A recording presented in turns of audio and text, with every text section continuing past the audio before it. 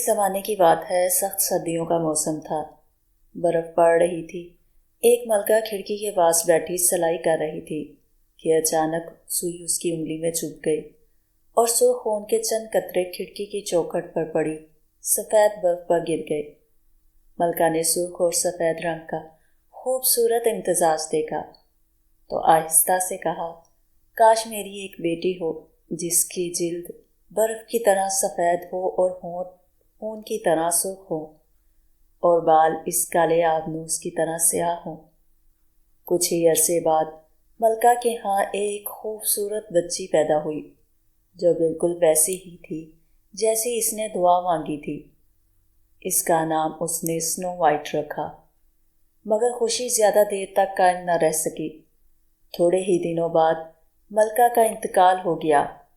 1 سال بعد بادشاہ نے دوسری شادی کر لی۔ نئی ملکہ بے حد خوبصورت تھی، مگر وہ دل کی بہت سخت اور مغرور بھی تھی۔ وہ یہ برداشت نہیں کر سکتی تھی کہ کوئی اس سے زیادہ خوبصورت ہو۔ اس کے پاس ایک جادوئی آئینہ تھا۔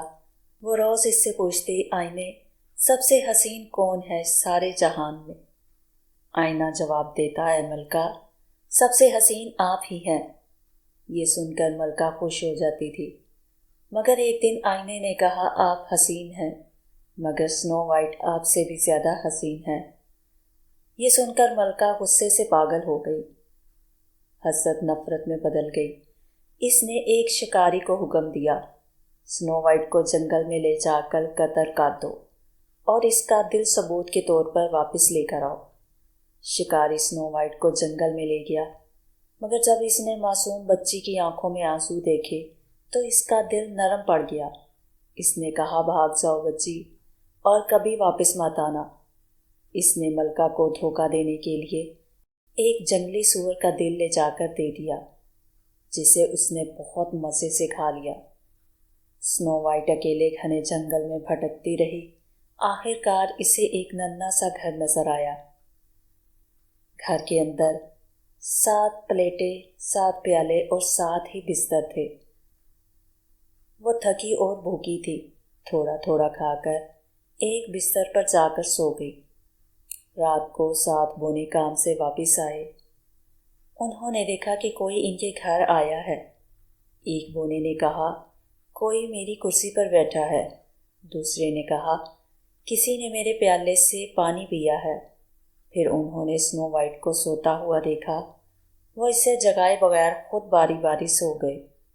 سنو وائٹ صبح جب اٹھی تو اس نے اپنی کہانی بونوں کو سنائی۔ بونوں نے کہا کہ تم یہاں رہ سکتی ہو، ہم تمہاری حفاظت کریں گے۔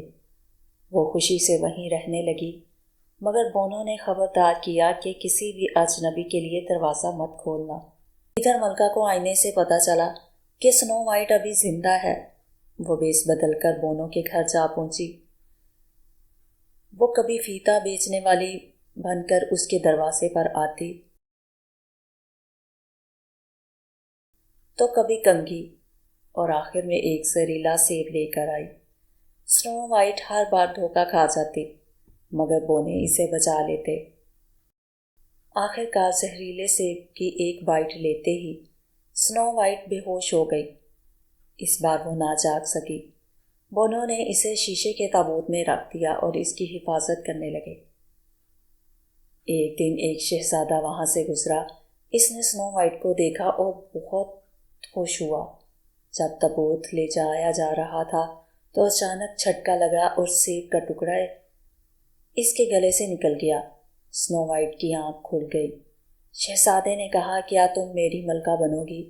سنو وائٹ نے مسکرا کر کہا، ہاں۔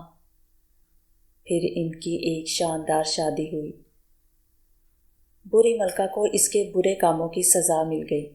سنو وائٹ اور شہزادہ محبت اور انصاف کے ساتھ راج کرنے لگے اور سب ہمیشہ خوش و خرم رہے۔